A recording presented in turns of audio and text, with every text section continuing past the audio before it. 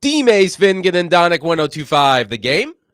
Broadcasting from the Busy Bee Plumbing, Heating, and Air Conditioning Game Nashville studios, home of the $99 yearly Beehive membership, where the buzz is always about great service.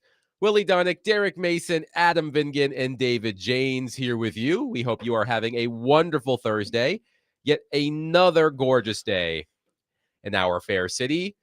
2 hours with you today. We will take you right up to Predators pregame. That's where Willie is. He's in Montreal, where the Predators will face the Canadiens tonight. Puck drop at 6, pregame at 5, right here on 1025 The Game.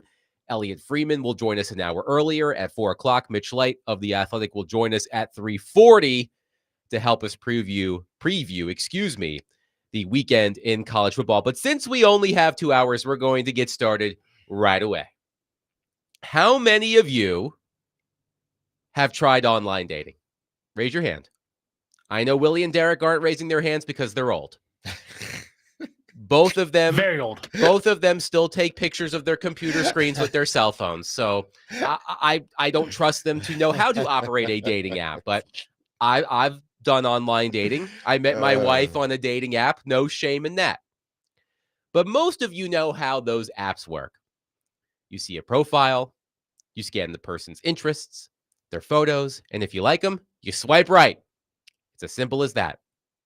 So we are going to start today's show by playing Titans head coach Tinder or Bumble or Hinge. Take your pick. By the way, I met my wife on Bumble, so shout out to Bumble. There you go.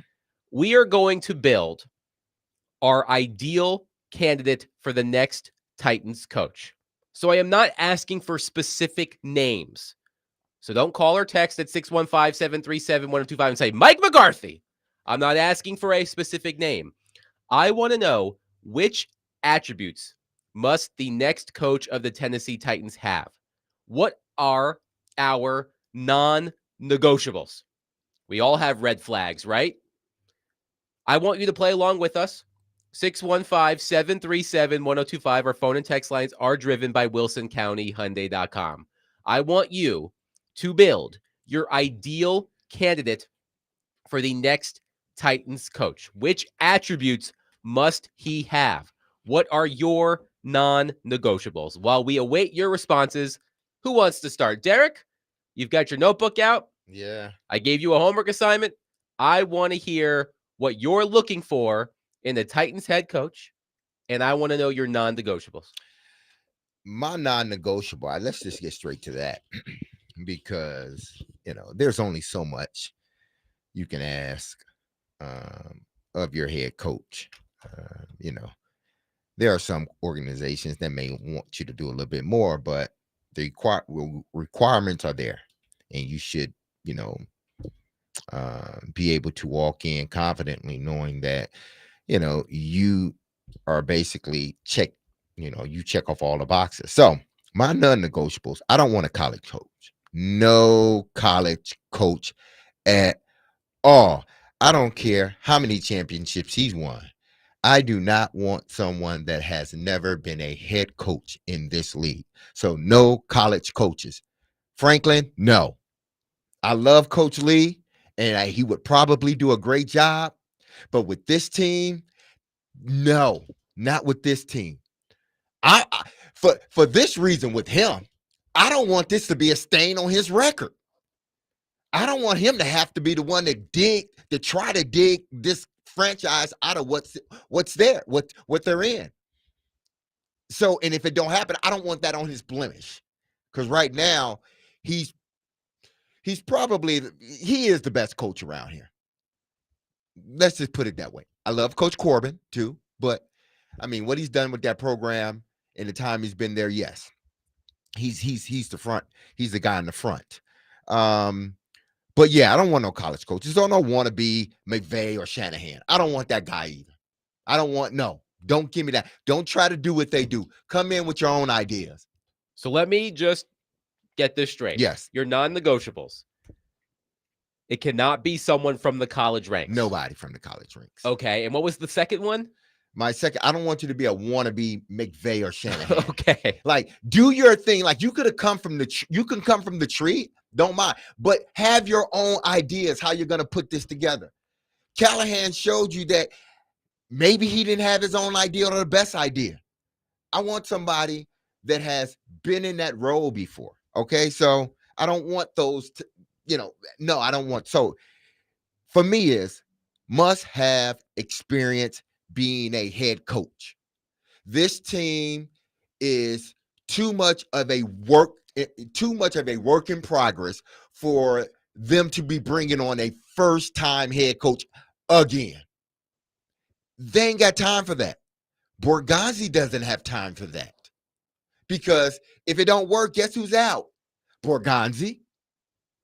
So he doesn't have time for a guy to learn on the job. He needs someone that that has already been on that job. I don't want somebody just calling plays. I don't want a coach calling plays on either side on of the either ball. side of the ball. Now he may know how to call. Like if he's a defensive guy, he may understand it. But no, don't call the plays. I don't concentrate on the team first. And if there is a need for you to interject, do it. You're the head coach. But the guys that I've seen with the most success, Fisher, Harbaugh, guys like that, Nick, they delegated stuff. Yeah, they still had their hand in a little bit of it, but they delegated things. They got the best person for that job to do it. Why? So they can be the CEO of the team. So I don't want you calling plays on either side of the ball. Okay? Has to be able to work with a young quarterback. He has to. I'm not saying you got to be coaching him, but I saw the way that Mac and Fisher, their relationship. I saw Joe Flacco and John Harbaugh's relationship. That's what you need to have. You need to be able to have that type of relationship with your quarterback. Again, I said no college coaches. You have to have a staff ready in place, guys that you know that are ready to get the job done, guys with experience. I don't want no first time assistant coaches like running my special teams or being the offensive coordinator or being the defensive coordinator. I need guys that have done it and has been successful at doing it. There's a lot of other things I can say on here because I got about 5 or 6 more things, but I'm going to let Willie take over now. Here's what I've learned. Derek Mason is picky. He has to be a good communicator too. Okay. Has to be. Because the last guy really wasn't a good communicator. This guy has to have some Campbell in him, some Tomlin, some Vrabel, a guy that can stand up, some Harbaugh, a guy that can stand up and communicate with everybody. So quickly, before we get Willie's ideal candidate, let's do a quick recap of yours. There's a lot of stuff there, Derek Mason. I appreciate how thorough you are when putting together your ideal Titans head coach. Let's do a quick recap. Can't be a college coach. No. You don't want someone who is calling plays. No. You don't want any offensive whiz kid types. No. Like Mike McDaniel or Sean McVay or what we were sold with Brian Callahan. Mm-hmm. You want someone who's an effective communicator. Yes. Someone who can work with a young quarterback, and someone who will bring in an experienced staff. Yes. That can command respect of the locker room. Absolutely. That's quite a list. Willie, let's bring you in.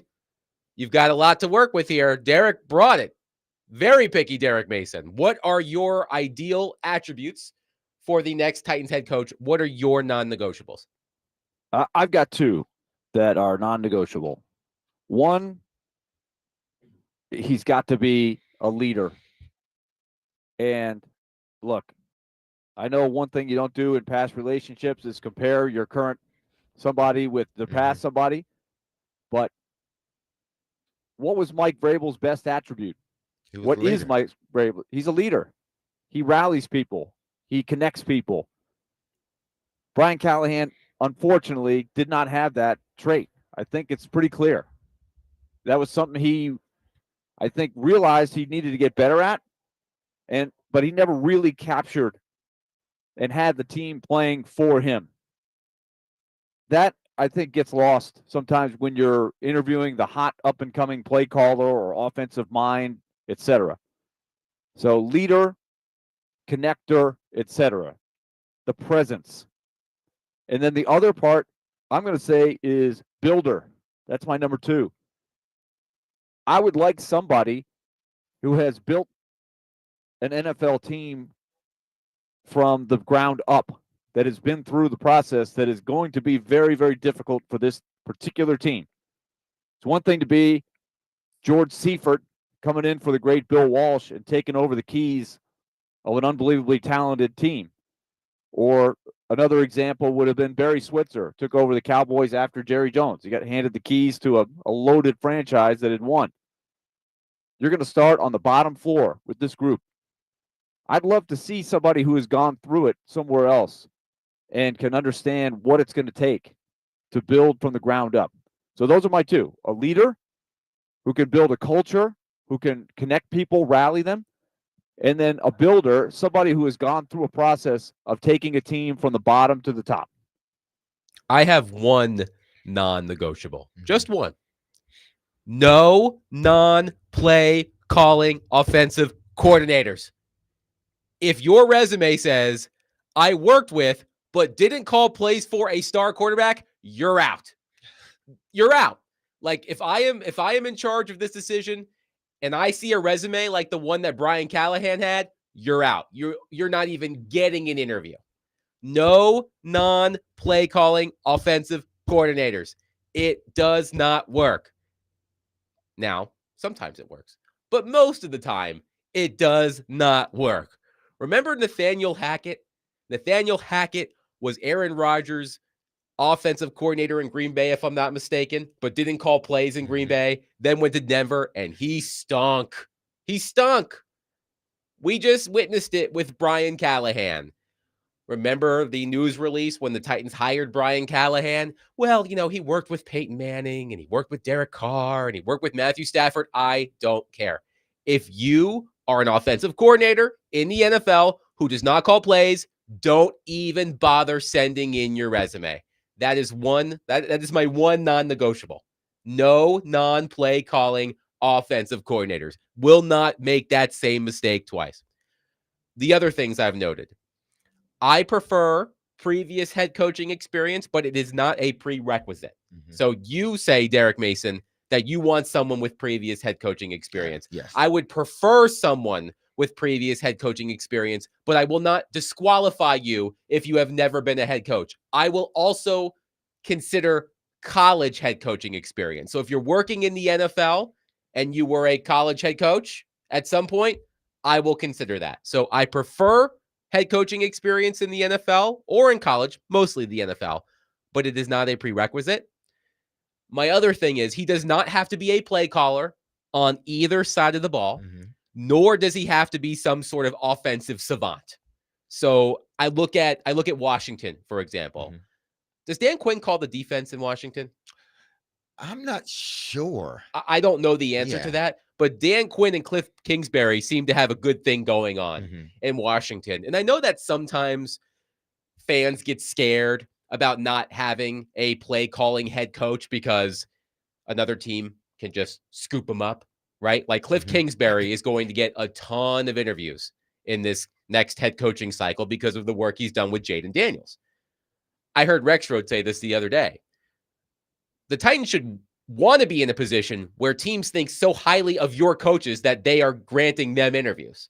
So I'm not scared off by that. So my ideal coach does not need to be a play caller. He does not need to be an offensive whiz kid or anything like that. But again, my one non-negotiable, Derek, no non-play calling offensive coordinators. We're not doing that again. I'm with you. Because in this business, it moves so fast. And if you're trying to, and I get in some situations that, some guys are,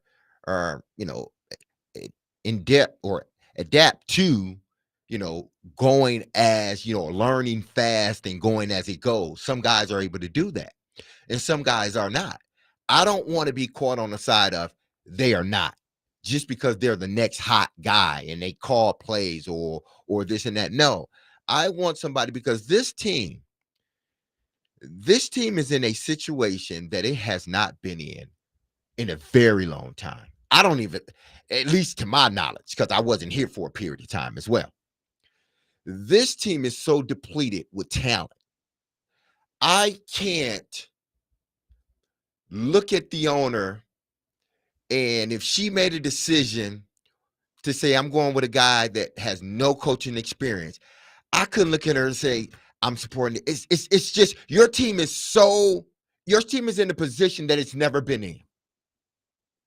And you need someone that has been in it before, that understands. He doesn't have to, be a former coach that has, more wins than losses, but he has to be a guy that has been through the ebbs and flows.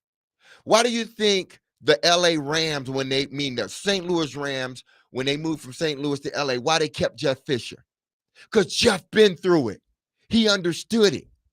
Was he the winningest coach ever? No. But he's been through those trials, those ups and downs, and he knew how to handle it.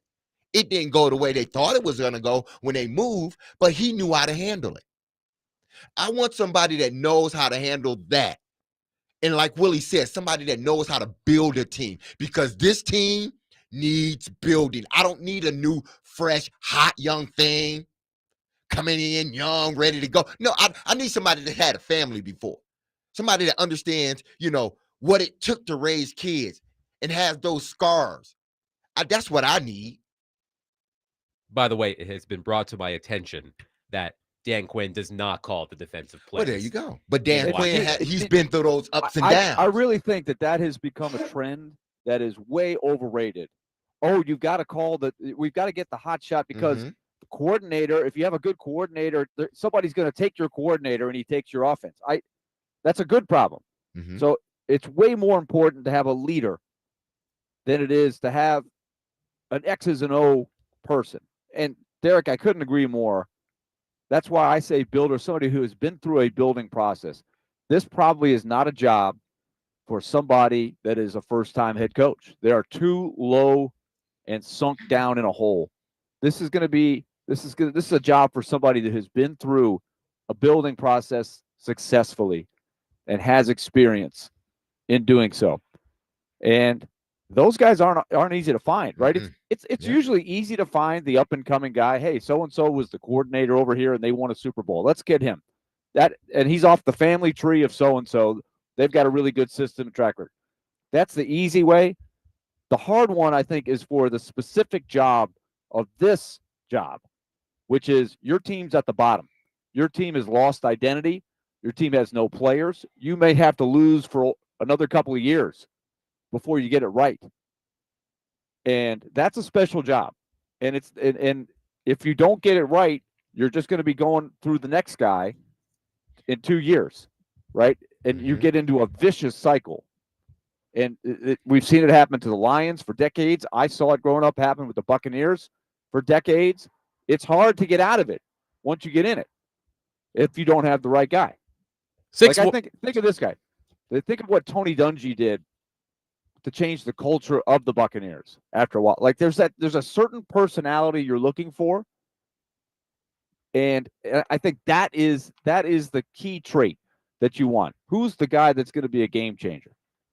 615-737-1025. Our phone and text lines are driven by WilsonCountyHyundai.com. We are playing head coach Tinder /Bumble/Hinge /OkCupid /JDate /Farmers Only, whatever dating site you want to discuss. That many? Good There's a lot. There are a lot of dating sites, Derek Mason. Head coach match. I can't think of any other ones. I'll Google it during the break. 615-737-1025.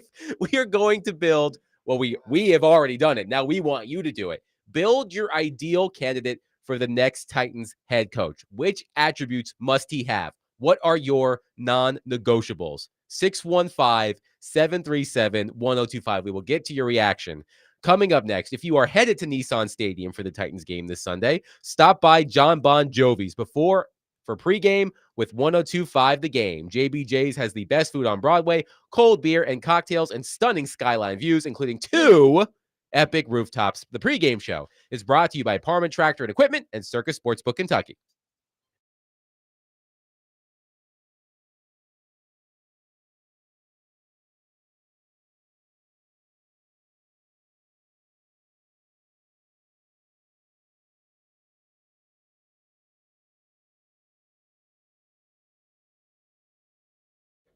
Derek Mason here, and you've heard me tell you about Dr. Lodge and his staff over at Cool Springs MD for some time. If you set out to lose weight, chances are it's not your first time setting a resolution or some type of goal to shed some pounds only to face disappointment. But I got some news, and it's very good because at Cool Springs MD, Dr. Lodge and his team understands the frustration of this cycle, and that is why they offer a different approach to weight loss. Their comprehensive weight loss program is led by Dr. Jeffrey Lodge and addresses the root cause of weight gain with tailored nutrition, exercise, blood test supplements, and more. They will customize a program specific to you and you only. You know why and how I know this? Because they did it for me and they're doing it for me. I got an appointment next week to go over there and see Dr. Lodge and his staff. So connect with Dr. Lodge and his at coolspringsmd.com today to schedule your appointment for a personalized weight loss plan just for you. That's Cool Springs MD, where your weight loss journey becomes a success story.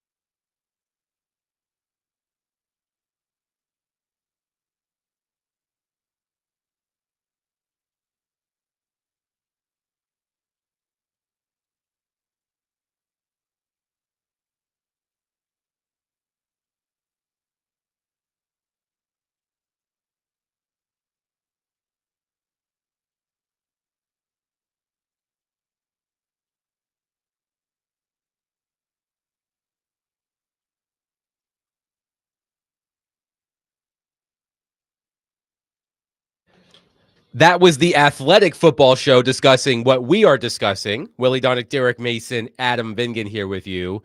We are playing Titans head coach Tinder/Hinge/Bumble/OkCupid/eHarmony/Raya/Farmers Only/Match/Plenty of Fish/Day-Date/Christian Mingle. It's a lot of them. There are I have found way out. too many It's a dating lot apps. of them now. You guys are learning so much today.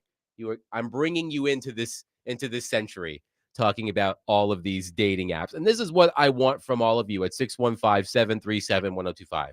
I want you to tell me which attributes that the new Tennessee Titans head coach must have. Do you have any non-negotiables? For example, my non-negotiable. Derek Mason has multiple non-negotiables. Talking about dating, Derek Mason, probably incredibly picky. My one non-negotiable: no non-play calling offensive coordinators. If you send me a resume as an OC and you don't call the plays, go do something else. I am not interested. So that's my non-negotiable.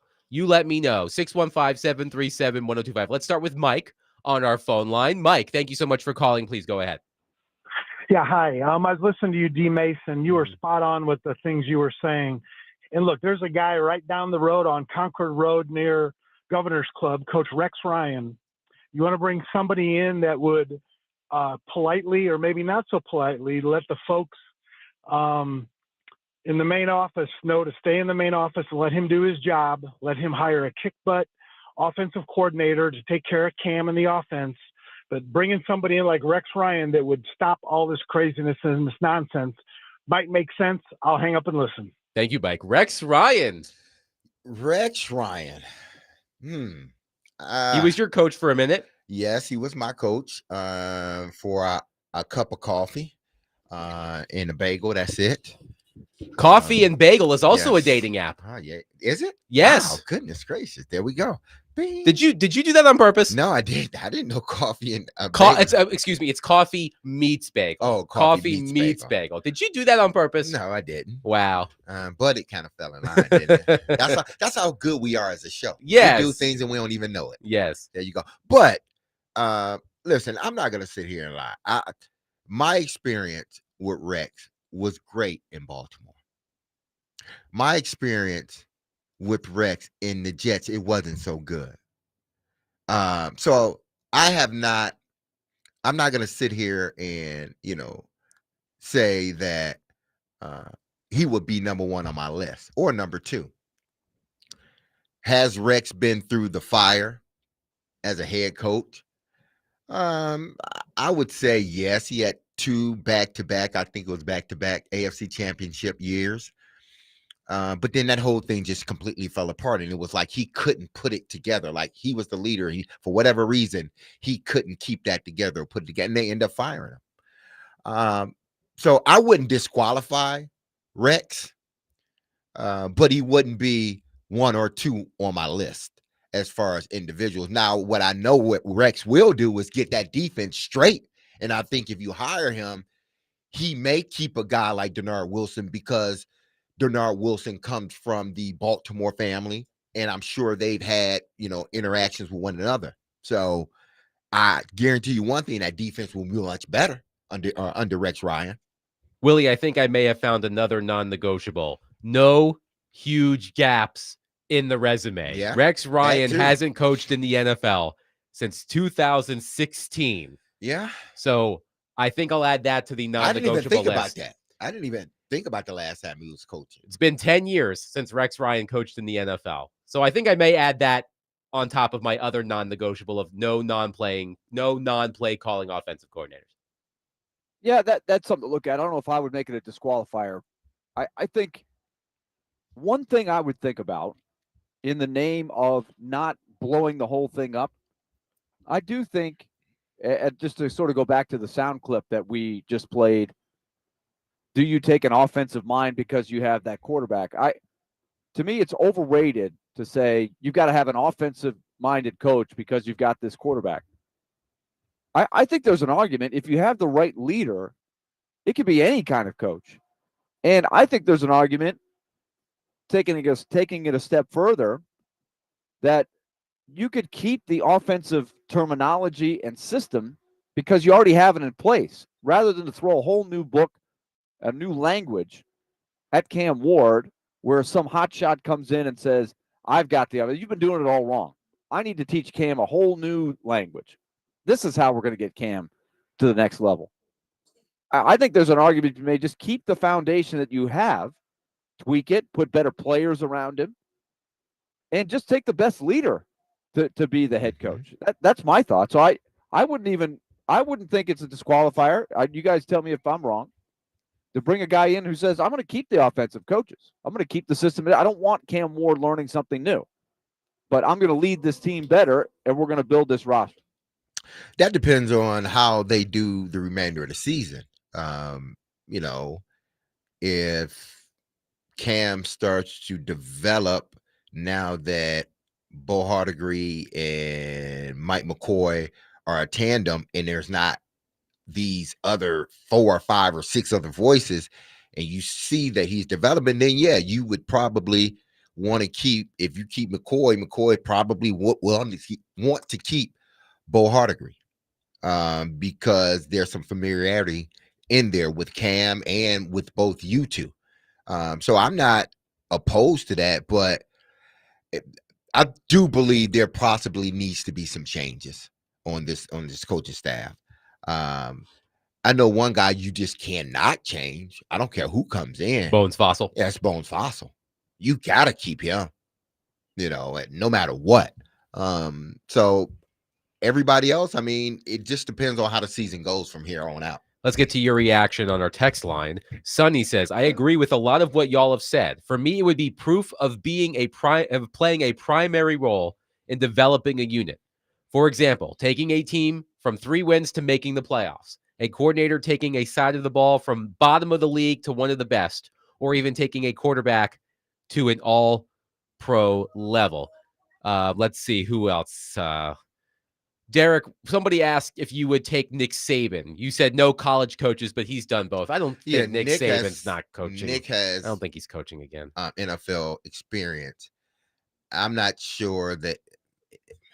I say that Nick's been so far removed from the pro game that I'm not sure if he would even want to do it, and how successful will he be with a team like this? And he's been out of it, for a few years, or at least out of coaching, but he's been out of the NFL for 15 years, somewhere around there. It's been a while since he coached in the NFL. Steven on our text line says, D-Mace is wrong talking about your list of attributes. What he is requiring is called currently employed. The guys who fit his requirements don't come around often. More times than not, teams have to take a shot on a guy. And he's and that texture is right. I'm not saying that he's wrong, but those are my qualifications. And there is somebody out there now. Once you get into the interview process, even though he has those things that I want, I now got to talk to him. And if we have a conversation, say because the one guy, it's 2 guys that fit sort of that mold for me right now. That's Mike McCoy, who has the job, and McCarthy, who doesn't have a job. Both of those guys fit what I'm talking about. You bring them in, you talk to them, Both of those guys are going to want a head coaching job. Now, they may do more interviewing you than you are interviewing them, but those are 2 guys. And there are other guys out there, but I'm just thinking those are 2 guys right now that don't have, one doesn't have a job and one has an interim job. So those are 2 guys that I would look at and say, if I'm looking for a coach, those would be sort of like the avatars of coaches. One texter says the ideal coach needs to wear a hoodie and have a younger girlfriend. Let's add that to the non-negotiables. Exactly. I think Adam would leave the state of Tennessee. I think I said the other day that I would quit if Bill Belichick was the next head coach of the Tennessee Titans. Oh man, no thank you. Most texters have said, guys, that the next head coach must have previous head coaching experience. And there are always going to be those hot, young, up-and-coming coordinators out there.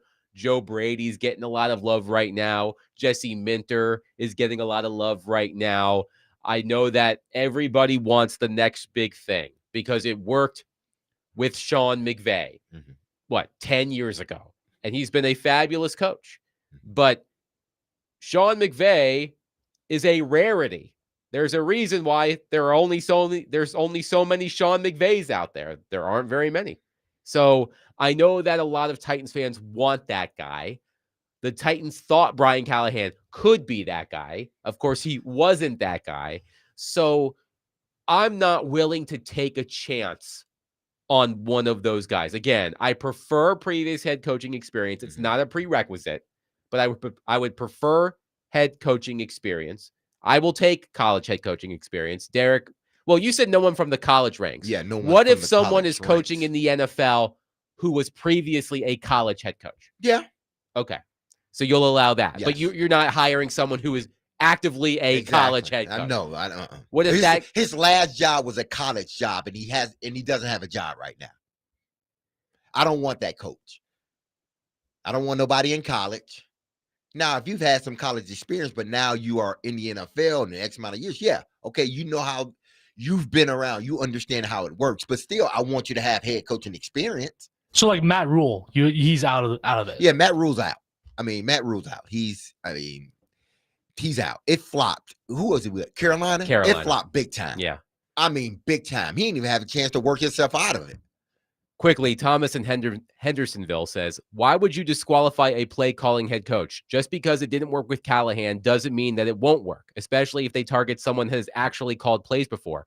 Their mistake was bringing in a head coach that had never called plays and expecting him to run the offense and meet the needs of being a head coach. I personally do not require the next head coach to be a play caller on either side of the ball. If the potential coach has called plays, great. I'm just telling you, Thomas and others, that if the person's current job is a non-play calling OC, they're out. Okay, this may answer your question. Okay. If you are wanting this job, and this is going to be on the flyer, if you are wanting this job as head coach of the Tennessee Titans and you want to call plays too, please do not apply.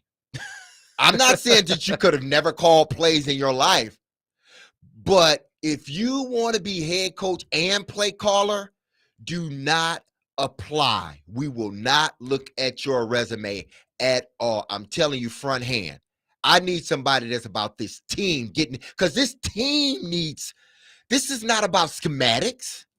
This team, it needs a change. Agreed. So culture. just hire the best guy for the job. There are going to be guys out there.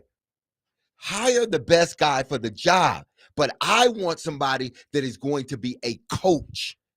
Before we go to break, let me just read to you a quote from Jonathan Jones's story on CBSSports.com, looking behind the scenes at everything that went wrong with the Titans with Brian Callahan. From a team source to Jonathan Jones, quote, we had a head coach trying to be an offensive coordinator, but he had to learn how to be a head coach first. We needed a head coach more than we needed a play caller. They're telling you that right there. They're telling you that right there. That I completely agree with that unnamed team source. 615-737-1025. Mitch Light of The Athletic will join us next as we preview the weekend ahead in college football. 615-737-1025. This Sunday, the NFL game of the week, Commanders versus Cowboys at 3:25 on 94.9 The Fan. The NFL game of the week is presented by Circus Sportsbook Kentucky and Macero in 12 South.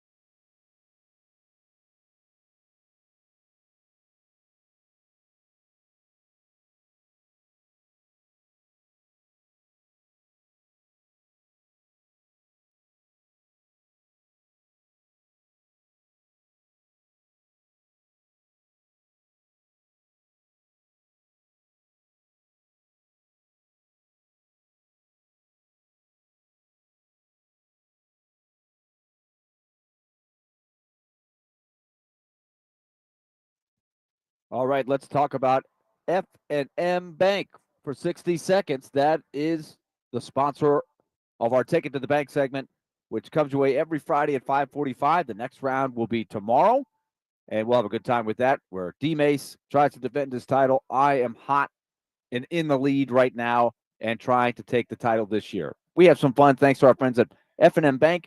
Their motto is simple: banking made easy on purpose. Your life is difficult enough. Your finances should not be something that stress you out. They want to relieve that pressure with all of the tools that they have, no matter where you are in your financial spectrum. If you're just somebody out of college and trying to start a bank account and figure out ways to save money, check out the Smart Swipe debit card feature. It's great. They've got other tools as well that will help you. Just go to myfmbank.com and find the nearest location. There are 20 in our listening area, right downtown West End Avenue. You've got all around our listening area like Springfield, Mount Juliet, Murfreesboro, and to name just a few.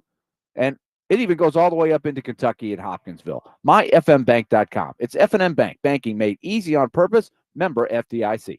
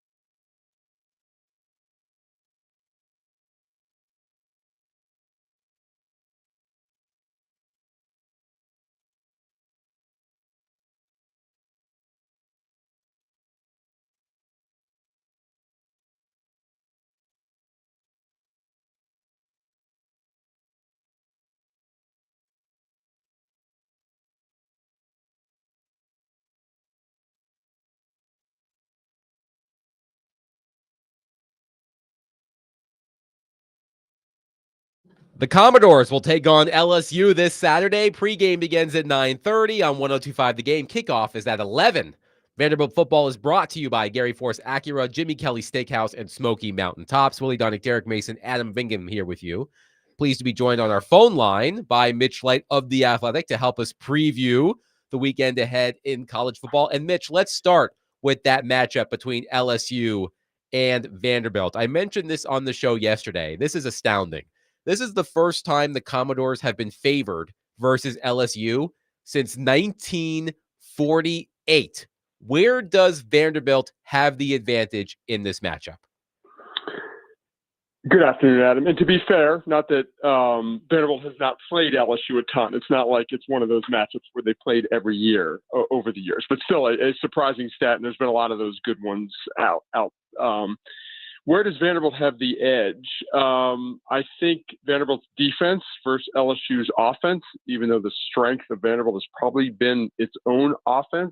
LSU's struggles have been well chronicled. They haven't scored more than 20 points against an FBS opponent. I don't have their schedule right in front of me. Garrett Nussmeier has not been the quarterback we thought he could be. He's been banged up. The receiving core hasn't been as good. I think we made some assumptions with LSU in the offseason. They did replace 4 NFL draft picks on the offensive line. They're not running the ball well. They're not really committing to the run, fewest attempts in the SEC. So I think if Vanderbilt can continue to make LSU one-dimensional, don't let the running game get going, which that happened a little bit against Alabama. Remember, Alabama had not been running the ball well, but they did run the ball with some success against Vanderbilt. Because Nussmeier is perfectly capable. We know what his talent is. So I think Vanderbilt's defense has to do a very good job against LSU's running game. Now, Mitch, one of two, and you can throw, 3, because I think that's a marquee game with LSU and Vandy. But the other 2 marquee games I'm looking at, one of them, Tennessee, Alabama. Are you surprised that the spread is 7.5? And where does the loser go from here? The spread, I probably would have guessed like 6.5 under a touchdown, but not really, because I think Alabama has a lot of momentum, and a lot of betting spreads are based on public perception, and Alabama is still a very popular team, and they've won 3 straight games against ranked teams, and Ty Simpson is playing as well as any quarterback in the country. And I think some people have not soured on Joey Aguilar, that's not the right term, but not as high on him as early in the year.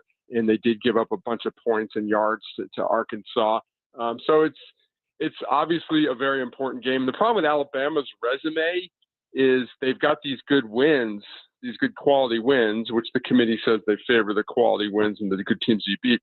But that Florida State loss is looking worse and worse and could drag them down as the year progresses. So I'm not going to sit here and say this is a must win for both teams. I guess you'd say it's more important for Alabama because they're at home. Like if you're Tennessee and you've lost an overtime game at home to Georgia and at Alabama, assuming they don't lose, get blown out, I don't think that's a season ender by any stretch.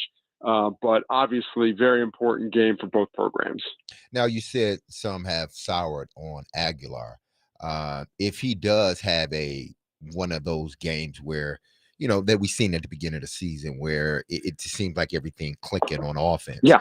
If he has one of those games, can he be now back in the conversation as far as the Heisman Trophy? And then conversely to that, Ty Simpson, if he has another big game, does he now skyrocket as the number one on everybody's list as far as Heisman?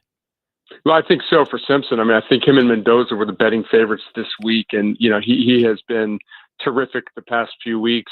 And Aguilar, sure. You go down to Tuscaloosa, you win. You're Tennessee, you win for the first time in a long time down there. He's going to have a big game. So I think he would be definitely back in the mix there. But right now, Simpson, like I said, Simpson and Mendoza would have to be considered the favorites. Mitch Light is with us from The Athletic. Mitch, Ole Miss at Georgia. Ole Miss has got to feel pretty good having beaten Georgia last year. We know the roster's turnover every year. There's a lot of new guys. I don't know how relevant it is maybe to past years where you maybe didn't have quite as much. But let's look at that matchup. I am surprised a little bit that Georgia's this much of a favorite. Yeah, it's interesting because this is Trinidad Chambliss's first road game. And I don't know, we had a feature on him in The Athletic. I think it ran yesterday. Division II transfer from Ferris State, basically signed with Ole Miss to be a backup. Austin Simmons was going to be the guy. Simmons has been hurt. Chambliss has been terrific. Wasn't as good last week, but how does he handle his first road start? He was not the starting quarterback when they played at Kentucky. This is a guy that's probably used to playing on the road in front of 1,000 people at most. He's going to play in Athens this week. It's an entirely different animal, which you cannot prepare for. Ole Miss has been good. They've been consistently good. They were very sluggish last week against Washington State. They still put up good offensive numbers, but the sluggish performance. The thing about Georgia that's been impressive, we can all agree this is not a vintage Georgia team. This is not as good as the national championship teams. No one in college football is that good this year. But they've been very good in the second half. They're outscoring opponents 41-7 in the third quarter. We saw that last week at Auburn. They took they seized momentum, controversially, but they seized momentum, and they dominated that second half. So I'm interested to see if they can keep that going at home, because they have not been the most consistent offensive team. They've shown signs of life, but they've not really been consistent. Do you think Texas started to get it right? Is Texas a team that could be much better in the second half of the season than they were in the first half? I think so. I mean, it's easy to say. We live in such a week-to-week, environment in college football. Arch did some good things. He missed some throws. There was one specific. He had a guy open in the end zone. He just threw it too late, but he also made some great throws. Their defense was very good. Their defense has been good all year. Statistically, it's like they've given up 14.7 points, 10 points, 0 points, then 29 to Florida, which is just, that one sticks out like a sore thumb, and then 6 points. So they've been really good. They go to Kentucky and they go to Mississippi State. So, they're going to be favored in both those games. So they're going to kind of get their momentum back before they get ready for the stretch run, which includes right now a ranked Vanderbilt team at Georgia, and then Arkansas and Texas A&M. So their season, despite 2 losses, far from done. I mean, with one of your losses is at Ohio State by 7 points, and we can all agree that we think Ohio State's probably the best team in the country, that is not that big of a wart on your resume. One more question about the Vanderbilt game, Mitch, not from an X's and O's standpoint, but having been over there last week, I got a chance to look closely at their basketball facility, which actually doubles as a multi-purpose facility. So it's some high-end seating for one of the end zones of the football stadium. It's pretty interesting use of space. But everything looks so different over there. The first 2 games that Vanderbilt played at home were games that they should have won, but the atmosphere was better than those games generally are. It looks so much different. What do you think the makeup of the crowd will look like on Saturday, especially with an 11 a.m. start? That's a good question. I mean, it's sold out. It's been announced it's sold out. My guess is still there will be a lot of LSU fans. When it was announced sold out so early in the year, I think it was like a month ago, that probably means that a lot of LSU fans snapped up tickets. I think clearly this team has generated, there's more support, there's more interest, there's more people talking Vanderbilt football. I think what needs to happen next as far as the crowd is more season tickets. You sell more season tickets, then you're going to have more people for these SEC games. I think you had large walk-up crowds for the first 3 home games, large week of the game crowds. But if the season tickets are snapped up and sold on the secondary market. So my guess is for these, for the Auburn game, for the LSU game, there'll still be a lot of opposing fans would be my guess. But I guess we'll find out tomorrow morning. Mitch Light of The Athletic has been our guest on D. Mace, Vingan, and Donick. He joins us every Thursday to help us preview college football. Mitch, great stuff as always. We'll catch up next week. All right, talk to you guys next week. See ya. 615-737-1025. Coming up next, Elliotte Friedman, Sportsnet NHL insider, will join us. The Predators are back in action in just a couple of hours against the Montreal Canadiens, and we'll look around the NHL with Elliotte Friedman. Coming up next, 615-737-1025. Tomorrow from noon to 3, Jason Big Joe will be broadcasting live from Boston Commons in East Nashville, and we'll have some Predators tickets to give away. It is going to be an action-packed sports weekend in Nashville, topped by Mike Vrabel and the Patriots coming to town. So start your weekend off right and hang with Chase and Big Joe tomorrow at Boston Commons in East Nashville.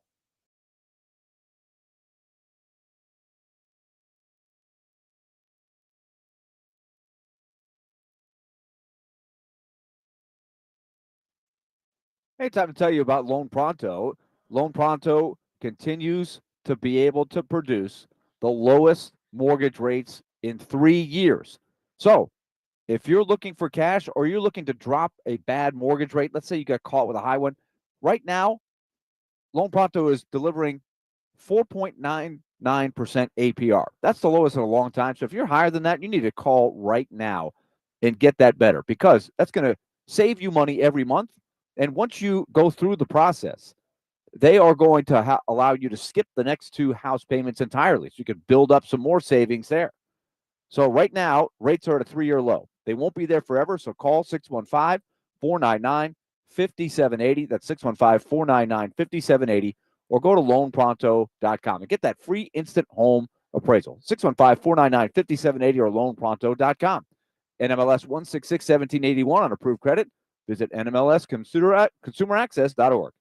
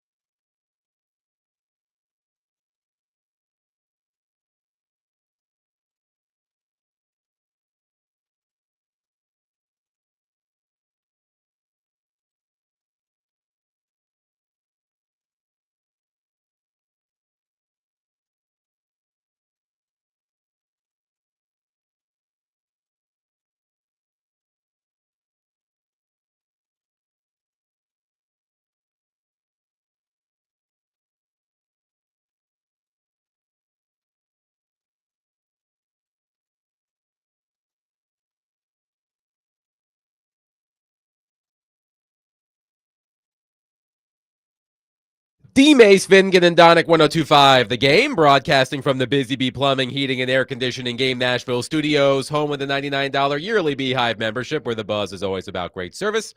Willie Donick, Derek Mason, Adam Vingan, and David Janes here with you. The Predators are back in action in a couple of hours against the Montreal Canadiens. So let's go to our phone line, driven by WilsonCountyHunting.com, and bring in our friend, Sportsnet NHL insider extraordinaire, Elliotte Friedman, who is presented by Old National Bank.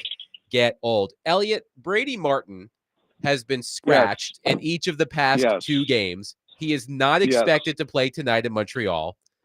We talked to Barry Trotz on Tuesday. The Predators are taking their time deciding what to do with Martin. But when do you think they need to decide what to do with Martin? Well, it says to me that it's not going to be too long, I don't think. You don't have to, contractually, there's two things. Number one, there's the 10th game, which burns the first year of your rookie contract. For those of you who are not familiar, rookie contracts are 3 years. And there are some people who look at it and say, oh, you don't want to burn that first year. So if you send them down after 9 games played, then the contract slides for 3. So you still have the 3 years.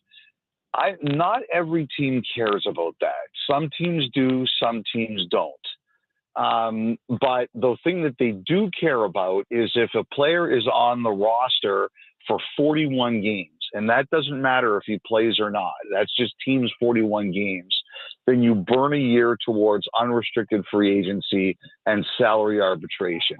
And generally, teams won't do that unless a guy is actually playing.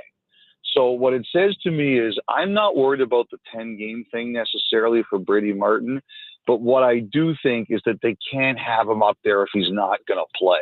So this says to me it's coming sooner rather than later, and because it's not a good idea to have him sit. Have him playing somewhere if it's not in the NHL. I do want to ask you about a major story in the NHL today. The Golden Knights announced today that they have brought in goaltender Carter Hart, who was among the 5 Canadian hockey players found not guilty of sexual assault this summer. How do you expect the Golden Knights to handle this situation, and what has been the reaction around the league to this signing? Well, obviously, people are very passionate one way or the other. Either they feel, and Carter Hart was acquitted in a sexual assault case, along with 4 other players this summer. And there are some people who feel that there were some things that people know who follow the trial know that weren't admitted as facts, and that has them upset that anybody would give him a chance. And there's other people who are like, you know what, he went through the court system, he was acquitted, and he deserves a chance to go again. And I don't think you're going to, if Adam, whatever side everyone is on this, I don't think you're changing anyone's mind. People are very passionate about the position that they have. What I say about the whole situation is this: I believe that until the verdict itself, it was unlikely that any of these players were going to be allowed to play in the NHL this year. I think that people were expecting the NHL to step up and say, regardless of what happened in a court of law, we want to punish these players for the disrepute they brought to the game. The commissioner has very wide latitude on that because it did definitely cause a lot of negativity towards hockey. However, I think the strength of the verdict and the comments by the judge, where the judge, she basically cast a lot of doubt on the veracity of the story. I think that really changed the calculus, Adam. That was when the league set on this punishment, negotiated with the Players Association that nobody could sign until yesterday, and that none of them will be able to play in the NHL until December the 1st.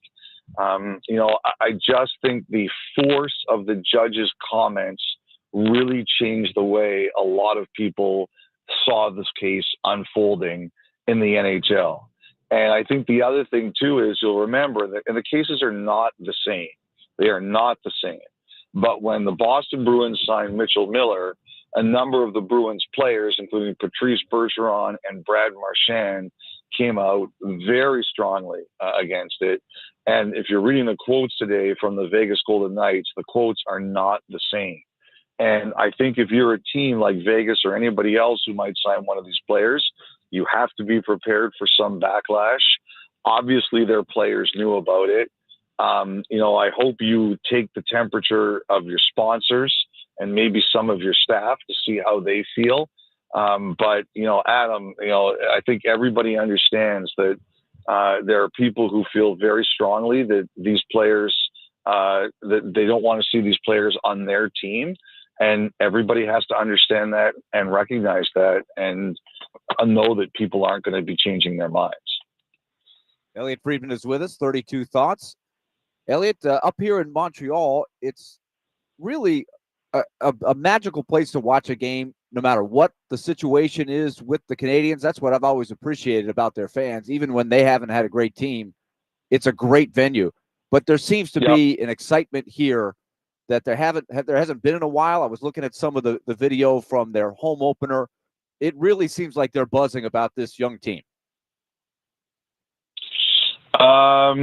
I think that you're right about that. First of all, Willie, I'm really sorry I missed you the other day. I was in New York for the Board of Governors, and I hate missing teams when they only come in once a year, like the Predators do, because they're in the Western Conference. So I was disappointed to miss you in that team. It is rocking in there. They scored a late goal on Monday night in the home opener. Demidov, their young star. And, I was in New York that night, and it's like you could hear the Montreal crowd from the middle of Manhattan. They got Lane Hudson signed, one of their great young defensemen, to a big contract. Like, that is a team that's locking up a lot of their young core players, and their fans are thrilled about the way they look. They made the playoffs last year for the first time since 2021. They've got a really good young core. They've got a lot of talent there, and you can feel the energy in the city. Now, I still think that they're a little bit from where they're going to be. They still got growth to have, but there's no question that you guys are going in there tonight to a riled up building with a confident, skilled, talented young team. And if you are not prepared to defend against them, they can embarrass you. This kid Demidov, who was the 5th overall pick 2 years ago, showed up from Russia last year with, I think, 2 games to go in the regular season, and he is a stud. And, you're getting a treat in terms of getting a chance to see him tonight. He's a real talent, and they've got a bunch of really good young players. Elliotte, you remember last year, it was not until December, but the last time the Predators came through Toronto, Montreal, the team was a mess, right? There was a lot of stories of lack of cohesiveness and why isn't this working with Brady Shea and Steven Stamkos, and especially Jonathan Marchessault. And Marchessault seems to be in a much, much better place mentally and on board with everything. How much are you noticing from afar? I know you didn't get a chance to talk to the guys coming through here, but it does seem like that's maybe one of the more intriguing things about the Predators in these opening chapters. Well, I'll say this. I think the one thing I was looking for right away was Saros, and he looks very different this year. I love that shot of him in Ottawa when the Ottawa guys were all skating through the crease and he was like standing at the bench and glaring at them. I thought that was awesome. Like, to me, that's a goalie who's dialed in. He's sitting there saying, I don't like the fact you guys are going through my crease. Like, they had a bit of a stinker the other day in Toronto. That can happen. But the bottom line is it looks better. Like, Willie, you're there every day. Adam and Derek, or you guys are around a lot. Like, it just looks better to me, Willie. Does it not seem that way? It does. I think specifically with Saros too, I think that there has been, remember last year, I think you were one leading the way of talking about they were trying to make some adjustments in their system midstream when they were already in a big hole. But now It does seem like they're playing differently to try to set Saros up to be able to succeed, and it's working with the way they're boxing out, the way they're trying to create lanes for him to see the puck, some of the subtle things that our analysts have been able to look for and find out. So far, so good. And there's only time will tell how far that's going to take them. But I do think there is a buy-in there that last year the question seemed to be always, well, is this the way we should be playing with these guys? And that's not the way we played over here. There was a lot of uncertainty. Well, I think too, you won early, right? Like you won a couple games early, and that always changes things for the better. Like if you're not sure, like last year they got humbled, they got humiliated. So it's always easier to buy in when you're coming back a year after a year where you're licking your wounds like the Predators were last season. But also you've got the benefit now, you've won games. You can look early at this and say, hey, like this is good for us. We have a good feeling about ourselves. And, I think the other thing too is there's some new blood there. Like last year was about the free agents. Like even though Martin is, I don't know how long he's going to be up there. I don't get the sense it's going to be incredibly long, but Kemmel made the team and he had that monster hit at the end of your preseason against Carolina. And I know he hasn't played all the time, but I think last year was about the veterans. This year is a little bit more about the youth, although we don't know how long that's going to last. But the bottom line to me is that you won games right away, and Saros just looks better. Now, I was at the Board of Governors meeting yesterday, and I saw Barry Trotz there he was one of the few GMs. A lot of GMs don't go to that. Barry was there, and sorry, I always get mixed up. Which Haslam is it, Jimmy or Bill? I always get them mixed up. Bill. Bill Haslam was with him, and he's on this trip, right? So yes. I with the team. So I think that's really interesting. Like when the owner's going with your team at the beginning of the year, I always think that gives a heightened sense of alertness to the players and the staff. The owner's here. The owner's getting an idea of what this all looks like. So I'm sure that there's a little bit more of that there, Willie, that sometimes I think when that person is there, there's also a little bit more urgency to the way you start. But so far, so good. To me, the key is Saros, and he just looks like that shot, like that thing with him in Ottawa. Like you never see that. And I was looking at that, and I was texting some other guys, and we were like, that's a guy who's dialed in. Like he doesn't like all these guys skating through his crease, and he's dialed in. Elliotte, you mentioned the Board of Governors meetings. One theme that has come out of that, there's a lot of discussion about what the NHL wants to do globally over the next stretch here. And, of course, Nashville is going to Sweden in a few weeks to play in the Global Series, and then there's the Olympics. So tell me the theme. What more do they want to do that they haven't been doing there? Well, I think one of the things they're talking about, Willie, is like, do we still continue to go to places like Sweden where hockey is stronger, or do we have to start going to some other places? Like they went to UK, they played in London, but I think the last time they were there was 18 years ago. Like I know Luke Robitaille, who's the president of the Kings, he's told us before in our podcast that we've got to go back there. I think there's also talk about are there other places, like they did a big study. They hired a firm or a consultant. They talked a lot about Germany.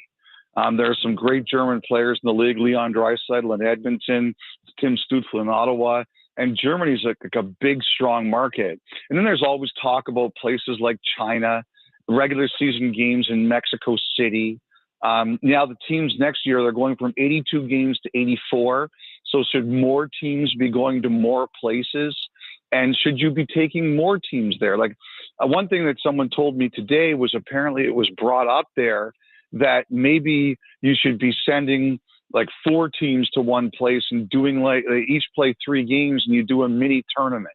At the end, the team with the best record wins some kind of trophy or something like that. And I think there are some people who really want to push it. Like really want to push it more and more, and also going to places where you wouldn't necessarily think about. So I don't know where all of this is going to go. I think they have to really decide how far they want to push it quick. But there's no question, Willie, that there's some people there who want it to be aggressive and sooner rather than later. Elliotte, before we let you go, help me understand something. We have seen a lot of young players sign long-term deals recently. You mentioned Lane Hudson. The Predators will see Lane Hudson tonight. Jackson Lacombe in Anaheim, Luke Hughes in New Jersey, among others. And I know these situations are not all the same, but the cap is skyrocketing. So why aren't these young players betting on themselves more as opposed to signing away most of their prime years? It's a great question, Adam, and it's really a philosophical thing. I talk to players about this, and if you really look at it, like Austin Matthews has done it. By the time his contract is up in Toronto, assuming he stays all the way through in 2028, he'll have played 12 years in Toronto, but he'll have signed 3 contracts, 3, 5, and 4 years. We just saw Connor McDavid sign for 2. And, when I ask young players or even agents, why don't more people do that? Honestly, Adam, the answer is injury. Like, this is a sport that's being played faster than ever and a very confined area. And you can get hurt pretty easily. And that's why I think injury is the number one answer. The other thing, too, Adam, is that, for a guy like Lane Hudson, he just signed for $90 million, okay? Like, days before he signed it, it looked like that deal was going to fall apart. I just think it's really hard when you're 20, 21, 22 years old and somebody waves $90 million in front of you to say no. Maybe you're a better man than me, Adam, but if I was 22 and someone waved $90 million in front of me, I don't think I'd be looking for too many other options. I don't think I could turn that down either. Point well taken. Point well taken. Sportsnet NHL. See, I've always thought about it the other way, though. That I think sometimes you have to look at it from the team side. They're making a huge commitment before they've won with that player, before they're sure that player is going to be a star. They might have a pretty good notion, but I think it probably works that way too, doesn't it? It does, but Willie, I think history has proven in sports that if you believe you have a cornerstone player, you sign them for as long as you can because the price never goes down. That's fair. I guess that has worked more. I guess it's worked that way more often than not when teams have done this, right? I can't think of too many where it's been a complete bust 6 years later going, why in the world did we sign that guy for 8 years? In most cases, like Roman Josi, for example, is when his contract is up, do you think anyone's going to be looking at him and saying, boy, we didn't get our money's worth there? No. So I think when you have young guys in the prime of their lives and their career, yeah, some of them don't work, but if you really think it's a cornerstone player, I would say it works much more often than not. Sportsnet NHL insider Elliotte Friedman has been our guest on D-Mace, Vingan, and Donick. He joins us every Thursday during hockey season and is presented by Old National Bank. Get Old. Elliotte, thank you as always for your time. We'll chat next week. All right. Take care, guys. Have a good week. You as well. Elliotte Friedman on the program, 615-737-1025. We will bid adieu to Willie Donick as he prepares to take on, he's not taking on the Montreal Canadiens. He'll have the call as the Predators take on the Montreal Canadiens. Though I'm ready to take him on. Yeah, ready. He's ready to go. I'll take him on. I mean, after you called me Alex yesterday, I certainly wouldn't mind the Canadiens player checking you into the boards lightly, just enough for you to feel it. I don't want you to get hurt. But Willie is sending not a message. Yes, Willie is not taking on the Montreal Canadiens, but he will be calling the Predators as they take on the Montreal Canadiens.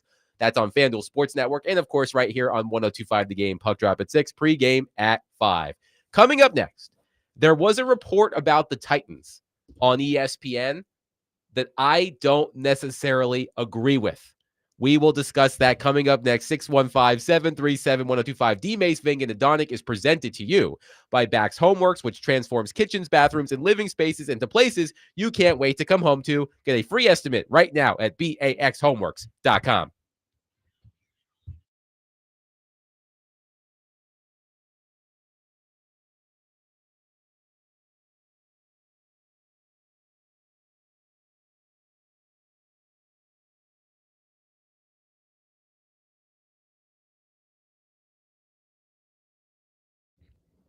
Derek Mason here, and if you've injured yourself in a motorcycle accident, go to lawtigers.com for your free case evaluation. Even if your accident was months ago, you have nothing to lose by calling Law Tigers. Insurance companies want to pay out as little as possible, or frankly, nothing at all. Law Tigers make sure you get the compensation you deserve and doesn't get paid until your case has been settled. Look, they understand how much your bike is worth to you, so you will get it. So they will get it all repaired, or better yet, replaced. Law Tigers is the resource the motorcycle community turns to when in need. So whether it's to support you at an event, or if they see you broken down on the side of the road, with Law Tigers, you'll never ride alone. So call 1-800-LAW TIGERS or visit lawtigers.com. Law Tigers is powered by Friedman and Fuson. You can find them in Nashville, located at 2126 21st Ave South. That's Law Tigers, Tennessee's motorcycle lawyers.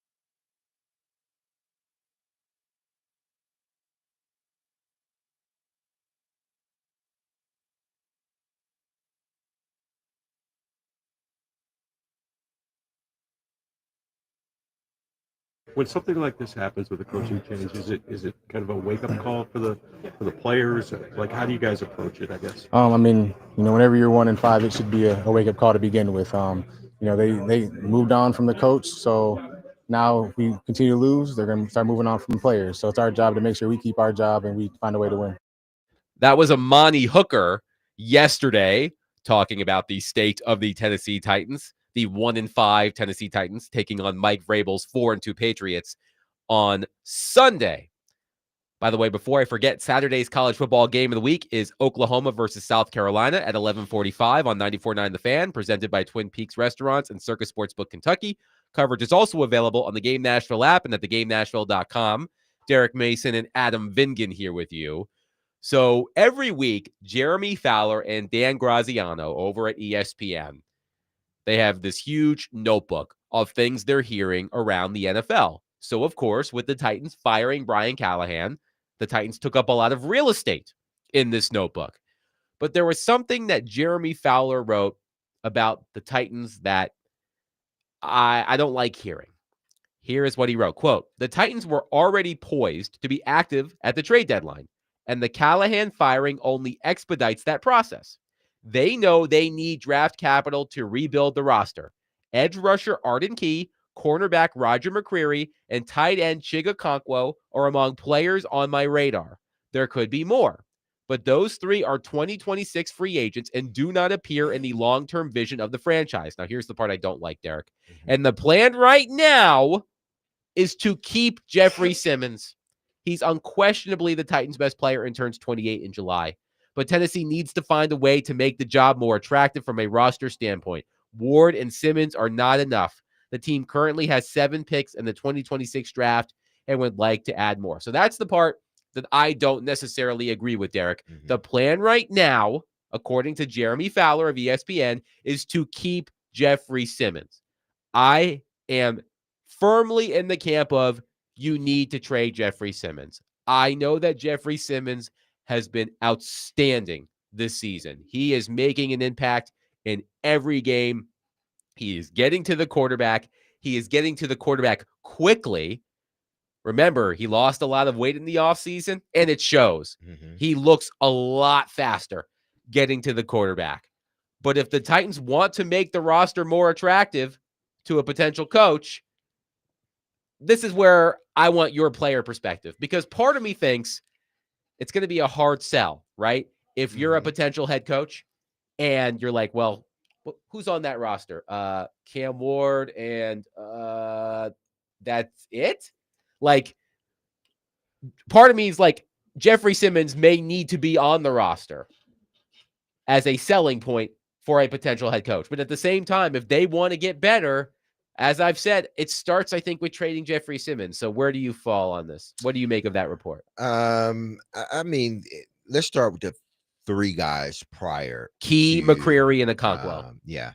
to Jeffrey. Those guys, we talked about this at the beginning of the year, because I think early on we understood that, listen, this team isn't good. What will they be like in the middle of the season? And we did this early before the season started, or I think right when the season started. What guys be around, all this other stuff that we were talking about with this team. And, obviously Jeffrey Simmons was on top of the mind when trading because he would garner the most in return. But I also said, I don't think McQuarrie's going to be on this team next year, so why not trade him? I mentioned Chiga Okonkwo because they got Gunnar Helm.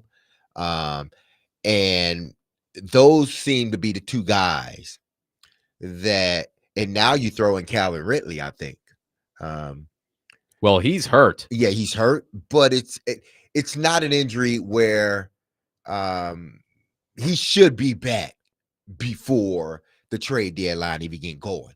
I mean, I know that it's not the same situation, but didn't Julio Jones have a hamstring injury? Yeah, but I'm not sure that, and I could be wrong on this, I'm not sure that Calvin Ridley has like an extensive history because, by the way, he did not practice again today with that hamstring he may injury. not be. Yeah, it's hard. Now, if he doesn't practice tomorrow, I can't see him playing in this game. So Do you hold him out to try to get him as healthy as possible, and then you look to trade him because he started to play a little bit better? Or do you wait for him to get healthy? Hopefully it's before the trade deadline. Let him play a game, see if he's ready to go, and then make your determination based upon that. But I think those guys that he named first, I think they really are in play. And you may be able to throw in a couple of other guys. But now, when you're talking about Jeffrey Simmons, here's the problem that you have as a Tennessee Titan or a fan or whatnot. If you are not getting a first round pick and something else, it's not worth it. Because if you're not getting a guy that has the potential to be, or you're drafting him high enough that more likely he will be the next Jeffrey Simmons or be a version of Jeffrey Simmons than not. If I'm not getting that high of a pick, I'm not making the trade, because I still got another year on the contract, for one, even though we're going to tear it up, or we're just going to extend it, add that last year into a signing bonus somehow and add some more money. We're going to do that. We can do that. But I can't get someone that is going to give me the immediate impact that Jeffrey Simmons is giving me, and he will give me for the next 3 to 4 years. He will give me for the next 3 years the way I think Jeff is so determined, and it showed this season, and we're showing it. It showed in off season. I think he's so determined to win. He's going to do whatever it takes from a physical standpoint to make that happen. And that may add more years to his career because of how he take care of his body in season, but more importantly, out of the season. So when he gets in season, it's not as hard. With that in mind, I think he has 3 to 4 really, really good years. 5, 6, maybe 7, there'll be solid years. But it's cool to have a guy like Jeffrey Simmons playing solid football on your roster with the winning team, because now he's the old head in the building. He's been through a lot of things. He's the guy with wisdom, so to speak, and he's a leader. So that's like having Calais Campbell. He may not dominate like he once was, but he's a force in the middle still.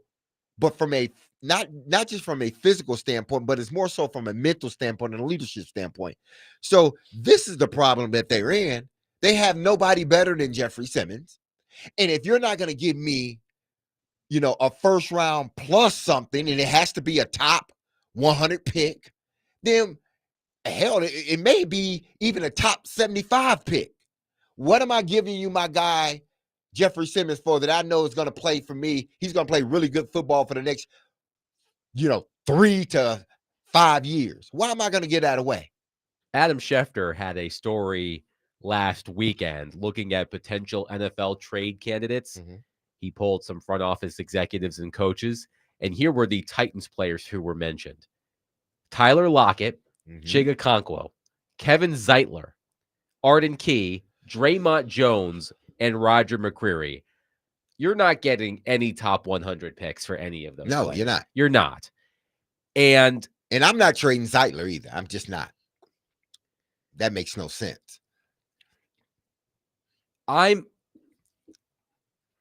I hear what you're saying, and I want to reiterate, I am not giving Jeffrey Simmons away.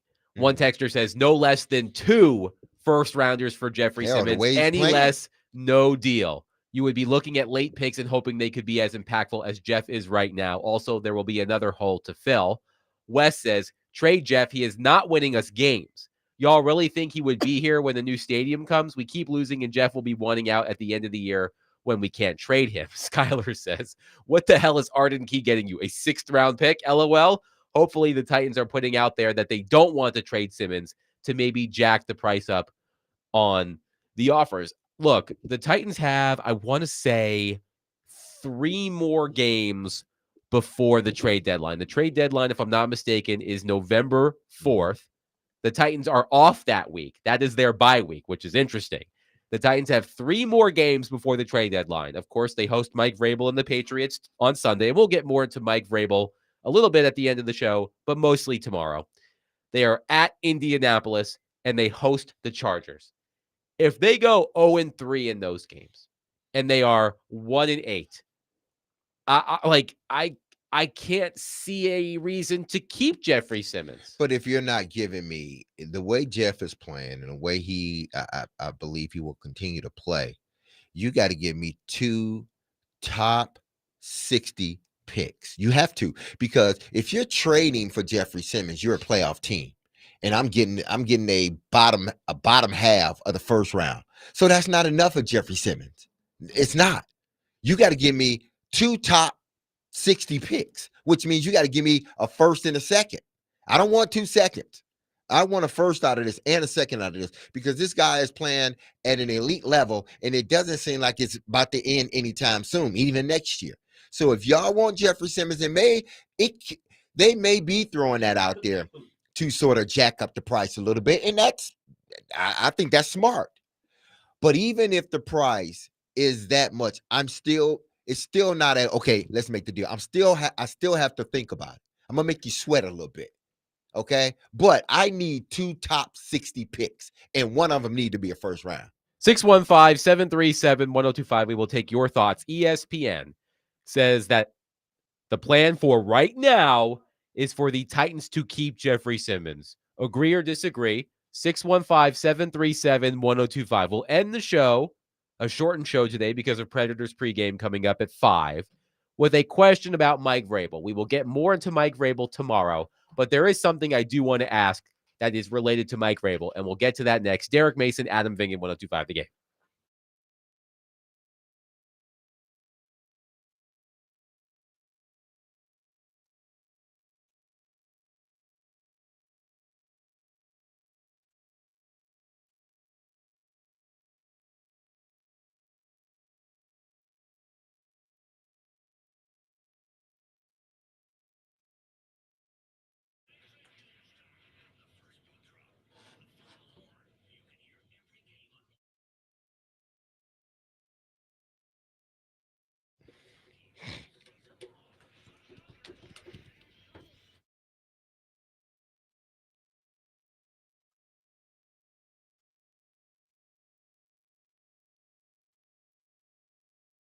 Hey, this is Derek Mason, and you heard me tell you about Dr. Lodge and his staff over at Cool Springs MD for some time.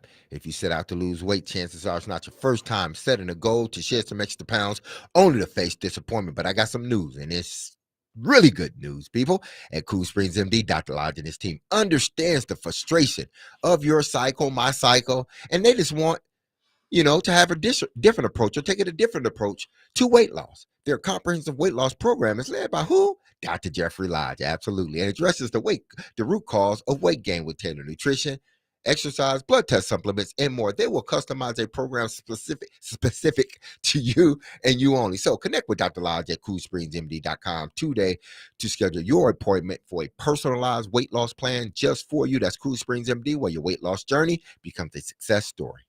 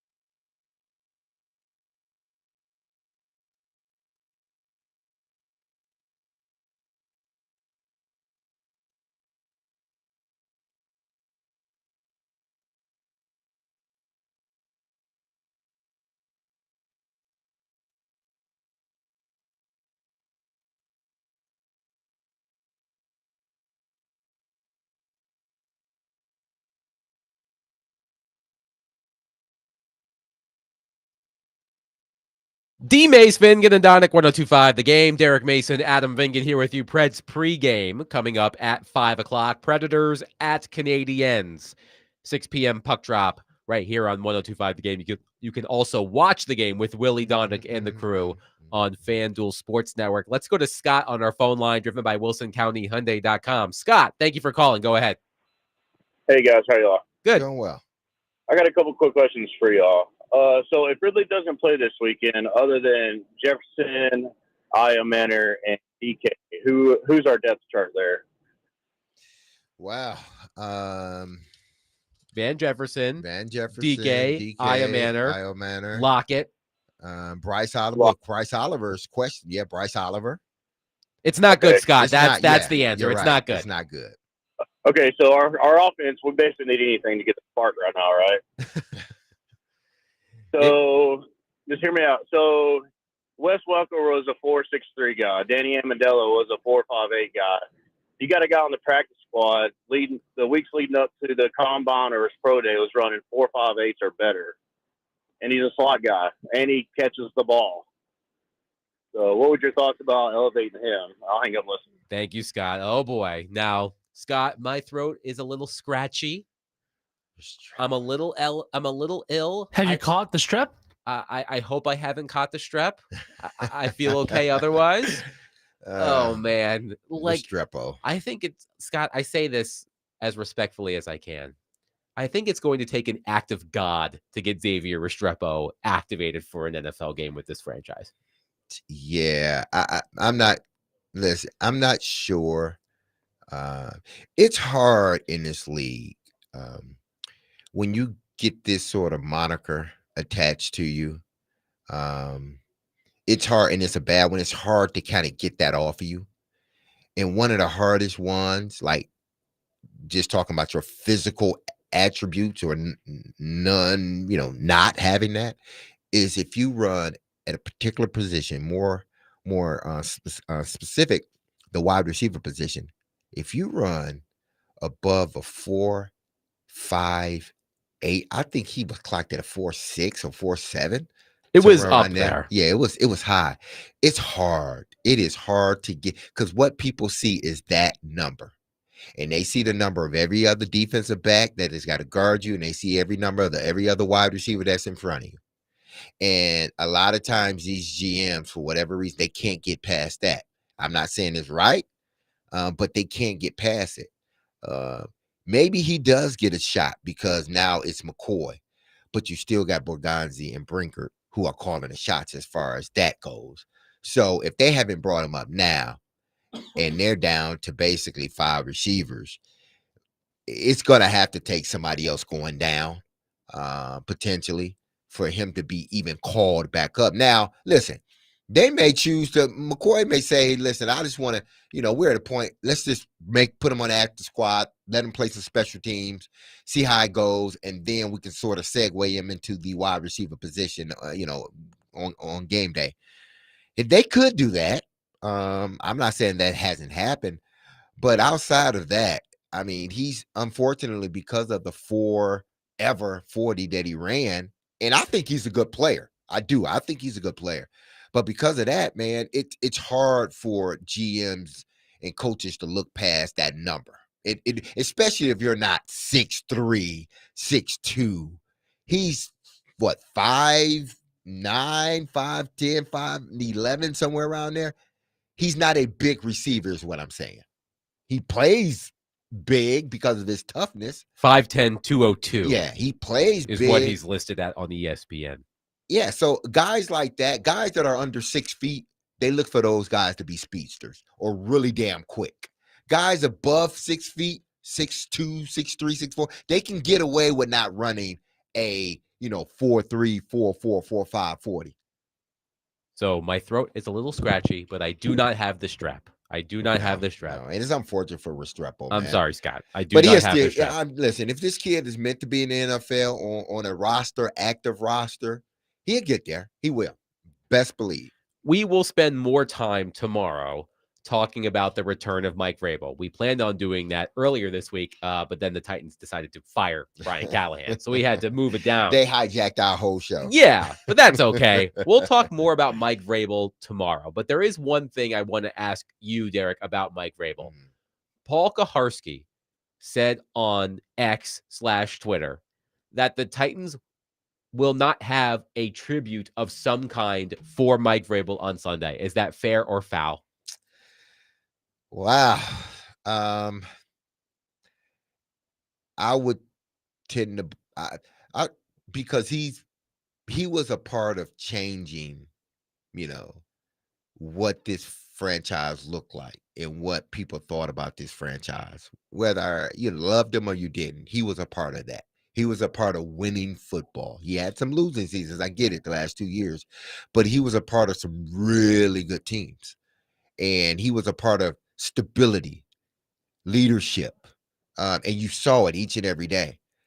I don't think that you don't commend that, or you don't give a hand clap to that, or you don't show acknowledgement to that. Now, I understand if you don't give him, if there's not this sort of appreciation, what you told us was a lie. Because everybody think that the relationship between the upper management of Vrabel was good. He just didn't win. It wasn't nothing about his, about his personality. You wasn't mad that he went to New England and said all that stuff. You fired him because he wasn't winning. If you don't give that man some type of acknowledgement and tribute, then what you're telling us is it was about your feelings and how you felt for him as a person, because he helped, along with John Robinson.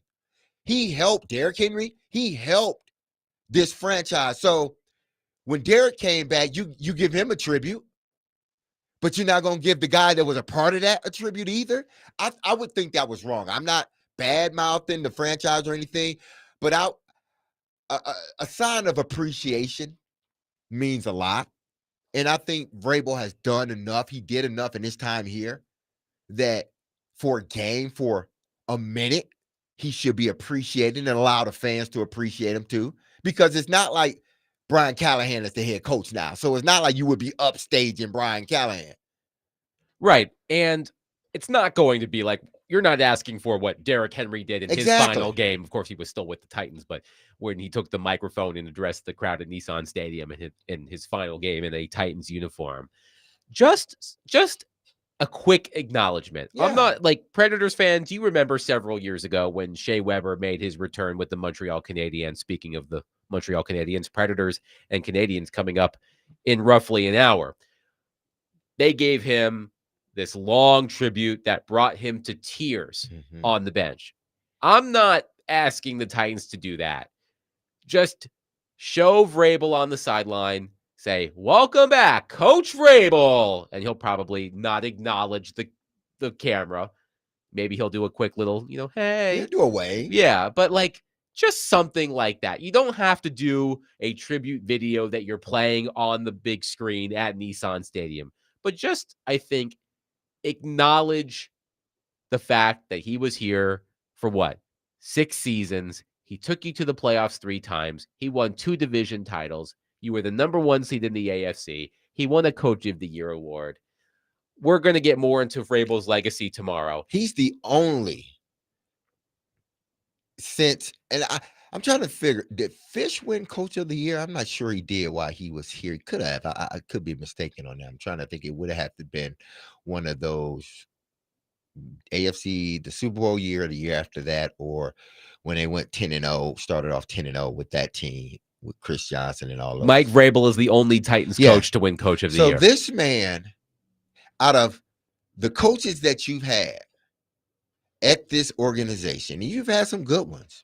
You've had some good, whether it was Houston, the Bum Phillips and all that, or here with Fisher, and in between some good coaches. But he had all those coaches. He didn't take it to a Super Bowl. I get that. But he won Coach of the Year. You don't win Coach of the Year just because you're some slappy. You win it because you show leadership. Your team show improvement. Your team goes out every week and they battle and everybody notices it. We hate to play against a Mike Vrabel team. We hate to play, man. That's why he got Coach of the Year. And if you don't acknowledge that, I'm not saying that the Titans aren't, because we don't know. But if you're not acknowledging that, shame on the Titans, because I think even if you have some type of strife with him, this is about the fans. This is about what he did for your fan base and how his success allowed your fan base to beloved you, owner. His success allowed the fan base to beloved you. So why not? Again, I'm not saying that you're not. You may have something lined up for him and it may be great, and I hope it is. But if there's any like, should we or should we not do it? It shouldn't be a should we or should we not do it. Oh, we're doing it. We may not, give all the glam and glitz of it, but we will acknowledge that man for what he did with us, how he took my organization, my franchise, the help with the GM and the players.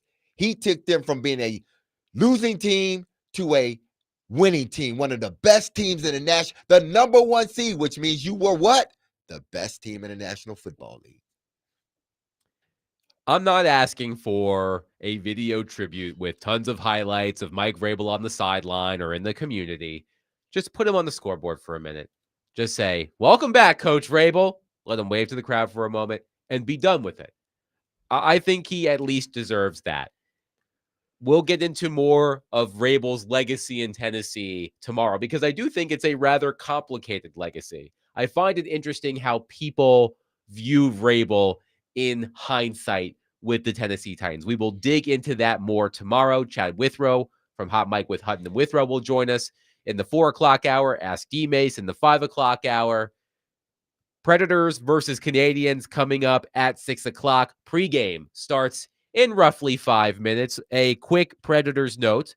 They have reassigned Joakim Kemmel to the American Hockey League. So Joakim Kemmel, who made the opening night roster, heads back to the American Hockey League. Brady Martin not expected to play for the third consecutive game. So no Brady Martin in the lineup. Joakim Kemmel heading back to Milwaukee. But Chase McCabe will take it from here. He'll fill you in on all of the goings on with the Predators as the pregame show is about to start. Once again, Predators versus Canadiens. Puck drop at 6. Pregame in just a matter of moments. Right here on 102.5 The Game. We will be back tomorrow at 3 o'clock. Beloved, loving your people. Have a safe, blessed, and wonderful day. I love you. The team love you. You hear that music. We will be back same time. Don't you forget about us. Peace.